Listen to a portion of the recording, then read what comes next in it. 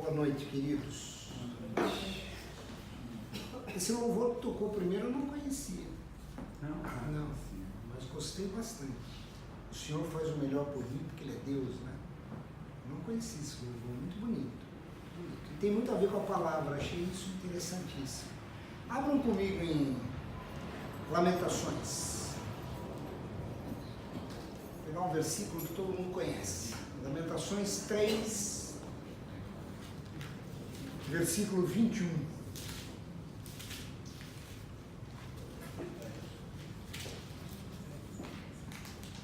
Vocês vão ver porque esse louvor tem muito a ver com o que eu vou falar essa noite. Tá vendo como o Espírito Santo fala? A gente não combinou o louvor com o louvor. Lamentações 3, 21. Posso ler? Amém? Lamentações 3, 21. Na minha tradução diz assim: quero trazer à memória o que pode me dar esperança. Amém? Deixa eu repetir de novo. Quero trazer à memória o que pode me dar esperança. Vocês já perceberam que todo o nosso relacionamento com Deus, ele tem passado, tem o presente e tem o futuro. E esse versículo, Jeremias está dizendo o seguinte, ele está dizendo, quando eu precisar, quando eu necessitar, eu quero trazer à minha memória o que me dá esperança. Quando ele fala isso, ele está dizendo o quê? Ele está dizendo de uma coisa que estava no passado, que vai me ajudar a enfrentar as lutas que eu estou passando agora. E vai me dar uma visão diferente para o futuro. Então a minha pergunta essa noite é o seguinte: quem é a sua esperança? Aonde você coloca a sua esperança? Onde você deposita a sua esperança? Porque quando a gente lê a palavra de Deus, a gente percebe que existem vários versículos onde Deus diz que é nele que a gente deve confiar, que é Ele quem faz as coisas. Esse louvor diz, Ele faz o melhor para nós, porque Ele é Deus. Ele faz o melhor porque Ele nos ama. Ele faz o melhor porque Ele nos quer ao lado dele. E muitas vezes nós nos esquecemos disso. A gente fica tão aflito, tão ansioso com o dia a dia, que a gente esquece do que Deus já fez por nós. E às vezes a gente se coloca como pessoas pidonhas, pessoas choronas, dizendo: Deus, o Senhor esqueceu de mim. Deus, o Senhor não lembra de mim. Deus, as coisas não estão acontecendo como eu gostaria. Muitas vezes a gente sempre põe o eu gostaria. E a gente esquece de manter na memória que dá esperança. Quando o povo do Egito, quando o povo está saindo do Egito, lá em Êxodo, capítulo 13, versículo 3, disse Moisés ao povo: lembrai-vos deste mesmo dia em que saístes do Egito, da casa da servidão, pois com mão forte o Senhor vos tirou de lá, portanto não comereis pão levedado. O que ele está dizendo aqui? Ele está dizendo que o Senhor, com mão forte, tirou o povo do Egito. E eu fico imaginando essa cena. Tudo bem, a gente lê na palavra, tem alguns que dizem: não, Deus endureceu o coração de Faraó. Não é que Deus endurece o coração das pessoas, não é isso, não é que Deus quer que alguém seja mal e vai trazer culpa. É que no fundo essa pessoa queria fazer aquilo. E quando Deus faz as 9 pragas sobre o Egito, a gente percebe que o coração de Faraó ainda não se voltou a Deus. O Faraó ainda não entendeu quem era Deus. E isso faz com que Deus faça a última praga, que é a morte dos primogênitos. E o interessante é que eu estava refletindo, estava conversando até hoje de manhã, e estava ouvindo uma coisa muito interessante hoje de manhã, é o seguinte: se Deus conhece o nosso coração, não é isso que diz a palavra? Que Deus conhece o nosso coração? Para que Ele pediu para o povo matar o carneirinho e pintar as portas de sangue? Vocês já pararam para pensar nisso? Se Deus sabia quem era dele, se Deus sabia as pessoas que realmente eram dele, por que ele precisava matar o carneirinho e pôr o sangue na parede? Para quê? Era só ele falar: essa casa aqui é do meu povo, eu não vou passar por essa casa, não é isso? Sabe por que tinha o sangue na porta? Porque a gente se lembrasse de quem era Deus. O sacrifício da Páscoa é para que a gente se lembre da cruz de Cristo. É para que a gente traga à memória o que Jesus fez por nós, o que Deus já fez por nós. E é isso que Moisés está dizendo. Lembrem-se do Senhor, que os tirou da escravidão com mão forte. É um Deus poderoso, é um Deus que faz o que a gente pede. Então é isso que a gente tem que lembrar. Josué, quando ele está lá naquele dilema da entrada da terra, vocês sabem disso, que ele está lá orando, Moisés morreu, o que eu vou fazer? Lá em Josué capítulo 1, no versículo 13, ele diz assim: lembrai-vos do que vos ordenou Moisés, servo do Senhor, dizendo: o Senhor vosso Deus vos concede descanso e vos dá essa terra. É Deus quem faz as coisas por nós. Nós louvamos, é Ele quem faz, é Ele quem dá, é Ele quem prepara. Então nós temos que a todo momento nos lembrarmos o que traz esperança no nosso coração. É o versículo de Jeremias que nós lemos. Isaías, lá em Isaías 45, do versículo 6 ao 9, Deus diz assim: lembrai-vos disso e tende ânimo, tomai-o a sério, ó prevaricadores. Palavra dura que Deus trata a gente, né? Prevaricadores é pecadores, desviados, mentirosos, o que você quiser cabe em prevaricadores.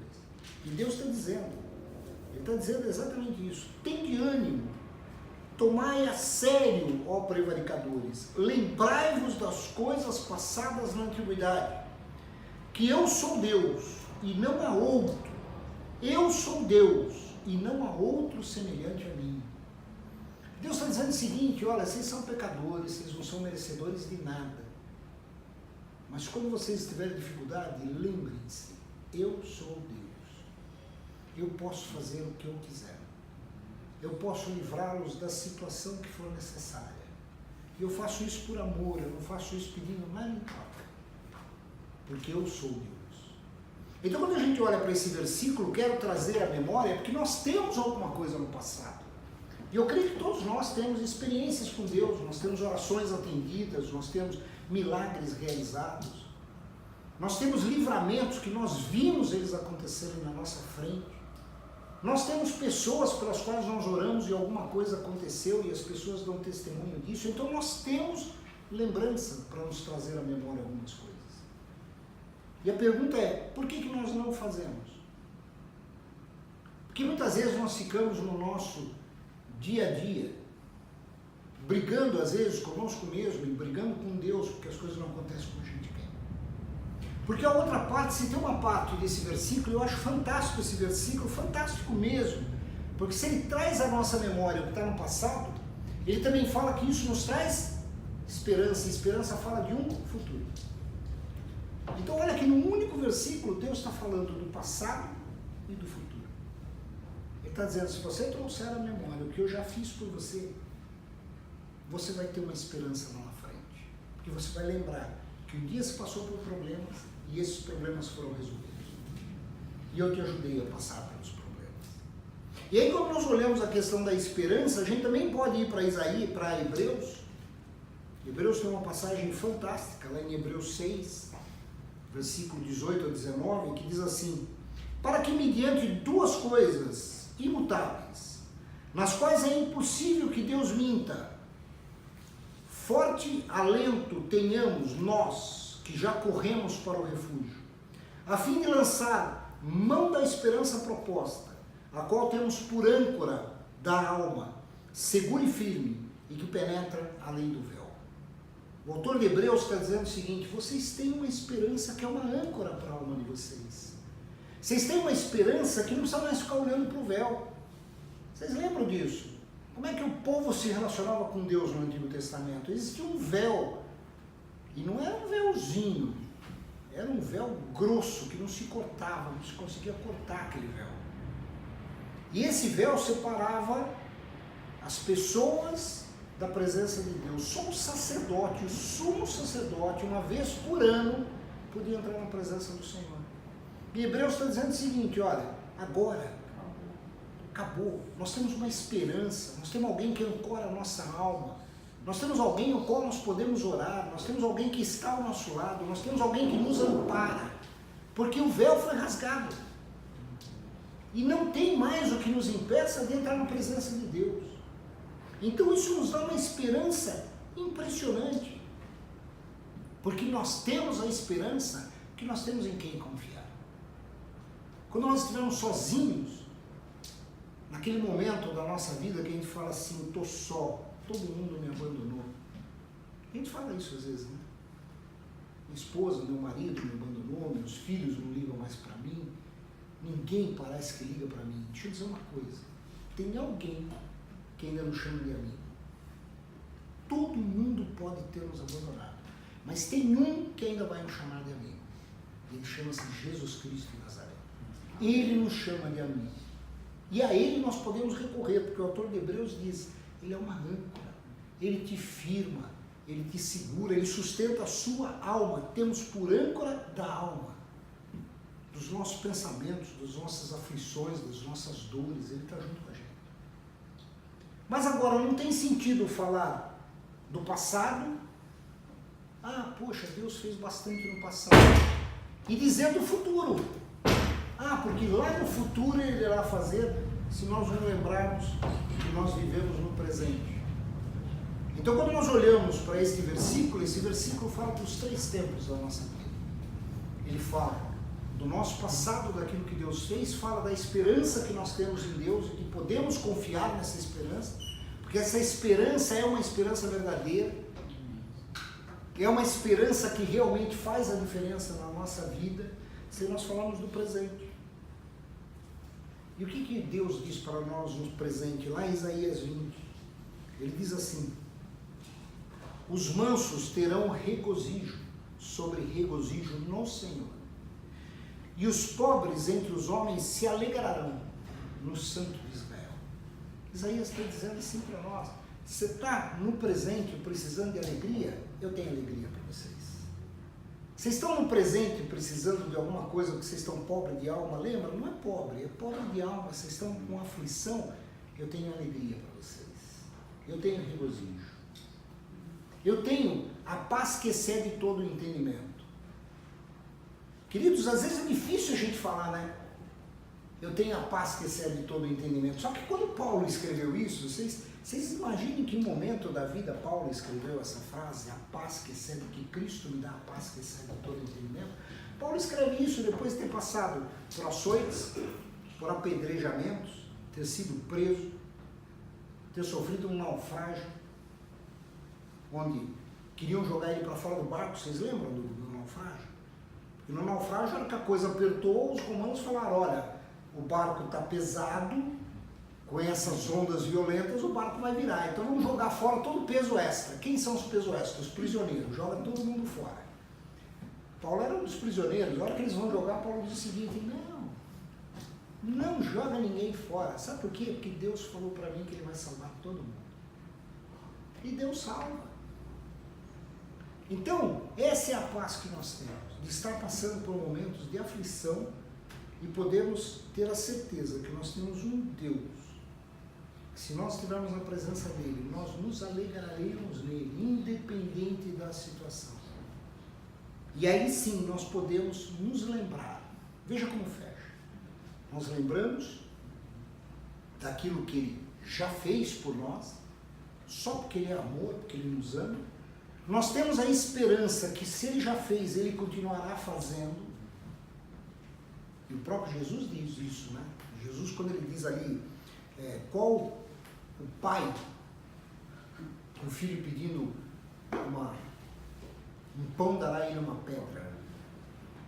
Quanto mais Deus que está nos céus. Então, se ele já fez, ele fará. Ele fará por nós. Nós não viveremos naquela situação, porque ele fará.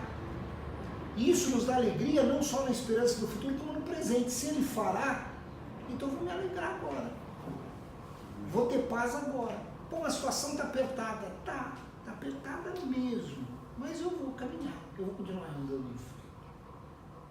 Então eu gosto muito desse versículo e queria compartilhar com vocês, porque é um versículo que fala dos 3 estágios nossos. E se nós mantivermos na nossa memória o que nos dá esperança, nós caminhamos melhor com Cristo. Muitas vezes, então, por que a gente passa por uma aflição muito grande? Porque nós esquecemos de quem nós somos filhos. Aliás, nós esquecemos quem é o nosso Pai. Nós esquecemos que Ele já fez por nós. Nós esquecemos que Ele já nos carregou no colo quando a gente precisava. Nós esquecemos os livramentos que Ele deu quando a gente estava no pior das situações. Muitas vezes a gente esquece que lá, quando a gente estava no fundo do poço, quem pôs a mão ali para nos sustentar e nos trazer foi Ele. Então, o nosso problema é trazer a memória. E o que eu queria deixar essa noite é, vamos trazer a memória. Vamos lembrar que cada um de nós tem testemunhos do que Deus fez. Tem livramentos. Que a gente não esqueça isso, porque quando nós nos lembramos disso, nós nos alegraremos no tempo presente. E aí, veja, e não é teoria, aí fica mais fácil nós entendermos o que Tiago escreve. Tende um grande regozijo, uma grande alegria quando passares por tribulações. Quem lê isso fala, Tiago era louco. Não, Tiago entendia quem era Deus. E interessante de Tiago, eu vejo essa frase e eu falo o seguinte, puxa vida, Tiago teve uma compreensão muito grande, porque Tiago era um judeu, pelo menos que a gente vê na história, ele devia ser um judeu muito, muito rígido com os cumprimentos da lei, tanto que ele recusa Jesus. E até a crucificação ele fica contra Jesus, dá a entender que ele era contra Jesus. Estou falando de Tiago, irmão de Cristo, que escreveu o livro de Tiago. E aí o que acontece? Quando ele escreve isso, por que ele escreve isso? A gente vê no livro de Tiago. Porque ele sabia quem era Deus, ele conhecia todas as histórias do Antigo Testamento, ele conhecia todas as histórias da vinda do Messias, ele conhecia tudo isso. E ele tinha, como todo judeu tem até hoje, a esperança de quando o Messias vier, vão ter uma vida melhor. Então ele tinha essa esperança, Tiago. Só que quando ele olha e vê assim, o Messias já veio. E o Messias foi aquele que foi meu irmão e que morou junto comigo. E eu não aproveitei. E eu só descobri que ele era o Messias depois que ele morreu. Só que agora, a minha vida está completa. Os 3 tempos da minha vida estão completos. Porque eu creio num Deus que faz. Eu creio num Deus que se levanta para defender o seu povo. E não perco isso da minha memória. Só que agora eu não creio mais que um dia eu terei esperança. Eu creio que a minha esperança já existe, ela já foi materializada. E aí eu posso viver o futuro com uma alegria tão grande que eu posso dizer, essa leve e momentânea tribulação que vem sobre minha vida, em nada se compara ao que vem na frente. Então eu quero desafiá-los a viver isso, para que a gente seja, para que nós sejamos pessoas que vivem a palavra, não que leem a palavra. Então cada vez que a gente tiver com algum leve e momentânea tribulação, como diz a palavra, que a gente possa lembrar de Lamentações 3:21. Eu quero trazer à minha memória o que me traz esperança. E quem me traz essa esperança? Jesus. Ele me traz esperança. Amém?